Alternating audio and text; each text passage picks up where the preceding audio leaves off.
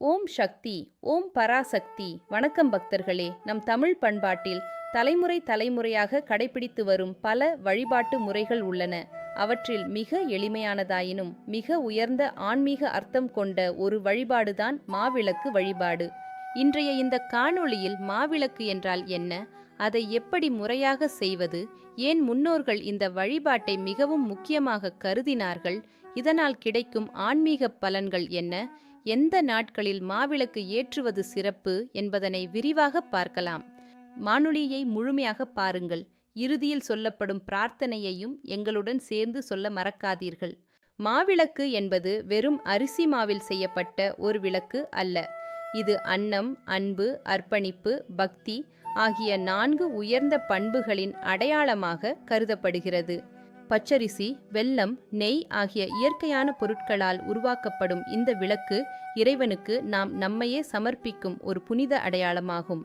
அம்மன், முருகப்பெருமான், பெருமாள், குலதெய்வம் என எந்த தெய்வத்தை வணங்கினாலும் பக்தியுடன் மாவிளக்கு ஏற்றி வழிபடுவது தமிழர் மரபில் மிகுந்த சிறப்பை பெற்றுள்ளது.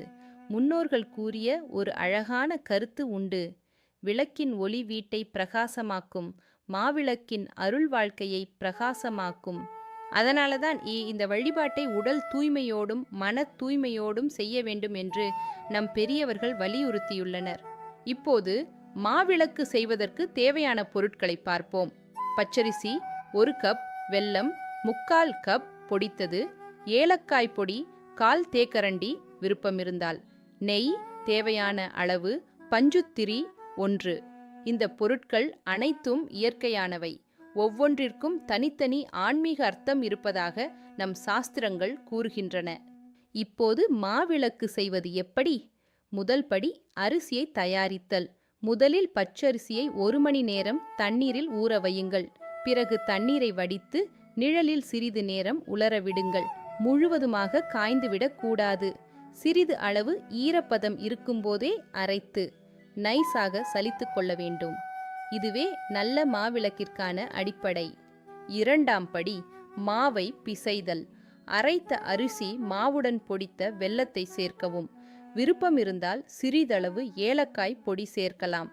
இப்போது அனைத்தையும் நன்றாக கலந்து கையில் பிடித்தால் உடையாமல் வடிவம் வரும் அளவிற்கு பிசைய வேண்டும். முக்கியமாக இதில் தண்ணீர் சேர்க்க வேண்டிய அவசியமில்லை. வெல்லத்தின் இயற்கையான ஈரப்பதமே போதுமானதாக இருக்கும். 3ஆம் படி விளக்கு வடிவம். பிசைந்த மாவை உருண்டையாக உருட்டி அதன் நடுவில் மெதுவாக ஒரு பள்ளம் செய்யுங்கள். அதுவே விளக்கு வைக்கும் இடமாக இருக்கும். இந்த வடிவத்தை உருவாக்கும் போது கூட மனதில் இறைநாமம் இருக்க வேண்டும் என்று நம் முன்னோர்கள் கூறியுள்ளனர். 4ஆம் படி நெய் மற்றும் திரி. அந்த பள்ளத்தில் சுத்தமான நெய்யை ஊற்றுங்கள். பிறகு பஞ்சுத்திரியை வைத்து பக்தியுடன் தீபம் ஏற்றுங்கள். தீபம் ஏற்றும் அந்த நொடியில் நமது மனதிலும் இறை ஒளி ஏற்றப்படுகிறது என்பதே இந்த வழிபாட்டின் தத்துவம். 5ஆம் படி வழிபாடு. மாவிளக்கை தெய்வத்தின் முன் வைத்து பூ, பழம், தேங்காய், வெற்றிலை, பாக்கு ஆகியவற்றை சமர்ப்பித்து அர்ச்சனை செய்யலாம். தீபம் முழுவதும் எரிந்து முடிந்த பிறகு மாவிளக்கை பிரசாதமாக குடும்பத்தினர் அனைவரும் பகிர்ந்து உண்ண வேண்டும். இது வெறும் உணவு அல்ல, இறைவனின் அருளை பகிர்ந்து கொள்வதற்கான புனித பிரசாதமாக கருதப்படுகிறது. மாவிளக்கின் ஆன்மீக பலன்கள். பல பக்தர்கள் தலைமுறைகளாக அனுபவித்த நம்பிக்கைகளை இப்போது பார்ப்போம். 1. மன அமைதி. தினசரி வாழ்க்கையின் அழுத்தங்கள், கவலைகள், மனக்குழப்பங்கள் ஆகியவற்றிலிருந்து விடுபட்டு மன அமைதியை பெற மாவிளக்கு வழிபாடு உதவுகிறது என்று பக்தர்கள் நம்புகின்றனர். 2. குடும்ப ஒற்றுமை. வீட்டில் அன்பு அதிகரிக்கவும், கருத்து வேறுபாடுகள் குறையவும், குடும்பத்தில் நல்லிணக்கம் நிலைக்கவும் இறைவனின் அருள் கிடைக்கும் என்று நம்பப்படுகிறது. 3. தடைகள் விலகுதல்.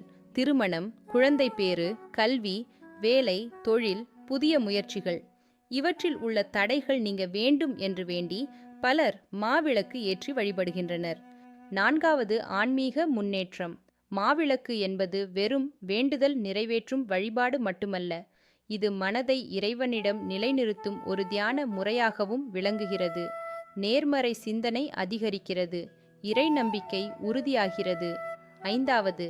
வேண்டுதல் நிறைவேறிய பின் நன்றிக்கடன். பல குடும்பங்களில் எங்கள் வேண்டுதல் நிறைவேறினால் மாவிளக்கு செய்வோம் என்று விரதம் எடுத்துக்கொள்வது வழக்கம்.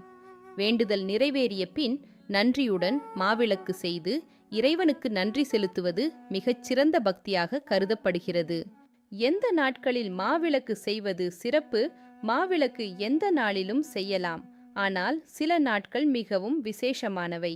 செவ்வாய்க்கிழமை, வெள்ளிக்கிழமை, பௌர்ணமி, சில குடும்ப மரபுகளில் அமாவாசை, ஆடி வெள்ளி, தை வெள்ளி, கார்த்திகை மாத வழிபாடுகள், நவராத்திரி நாட்கள், குலதெய்வ வழிபாட்டு தினங்கள். இந்த நாட்களில் பக்தியுடன் மாவிளக்கு ஏற்றி வழிபடுவது மிகவும் சிறப்பானதாக கருதப்படுகிறது. அனைவரும் சேர்ந்து சொல்லக்கூடிய எளிய பிரார்த்தனை: அம்மையே, என் மனதில் உள்ள அறியாமை என்ற இருளை நீக்கி ஞான ஒளியை அருள்வாயாக. என் குடும்பத்திற்கு ஆரோக்கியம், ஐஸ்வர்யம், மன அமைதி, ஒற்றுமை, நல்லறிவு ஆகியவற்றை வழங்குவாயாக. எல்லா உயிர்களும் நலமுடன் வாழ உன் அருள் எப்போதும் காக்கட்டும். ஓம் சக்தி. வழிபாட்டில் கவனிக்க வேண்டியவை: உடல் மற்றும் மன தூய்மையுடன் வழிபடுங்கள். கோபம், அவசரம், எதிர்மறை எண்ணங்களை தவிர்க்குங்கள். தீபம் பாதுகாப்பாக எரியுமாறு கவனியுங்கள். தீபம் அணைந்த பிறகு மாவிளக்கை வீணாக்காமல் பிரசாதமாக அனைவரும் பகிர்ந்து உண்ணுங்கள். நிறைவுரை: அன்பான பக்தர்களே, மாவிளக்கு என்பது ஒரு சடங்கு மட்டுமல்ல. அது நம் அகந்தையை அரைத்து, பக்தியை இனிமையாக்கி, ஞான ஒளியை ஏற்றி இறைவனிடம் நம்மை முழுமையாக அர்ப்பணிக்கும் ஒரு ஆன்மீக பயணம். வீட்டில் ஏற்றப்படும் அந்த சிறிய தீபம் நம் வாழ்வில் நம்பிக்கையின் ஒளியாகவும், குடும்பத்தில் ஒற்றுமையின் ஒளியாகவும், மனதில் இறை நம்பிக்கையின் ஒளியாகவும் என்றும் பிரகாசிக்கட்டும். இந்த காணொளி உங்களுக்கு பயனுள்ளதாக இருந்தால் உங்கள் குடும்பத்தினருடனும் நண்பர்களுடனும் பகிருங்கள். இது போன்ற ஆன்மீக, பாரம்பரிய மற்றும் தமிழ் மரபு சார்ந்த காணொளிகளுக்காக எங்கள் சேனலை சப்ஸ்கிரைப் செய்து பெல் ஐ அழுத்த மறக்காதீர்கள். ஓம் சக்தி. ஓம் நம சிவாய. ஸ்ரீ மாத்ரே நம். அடியேன் சுபலக்ஷ்மி.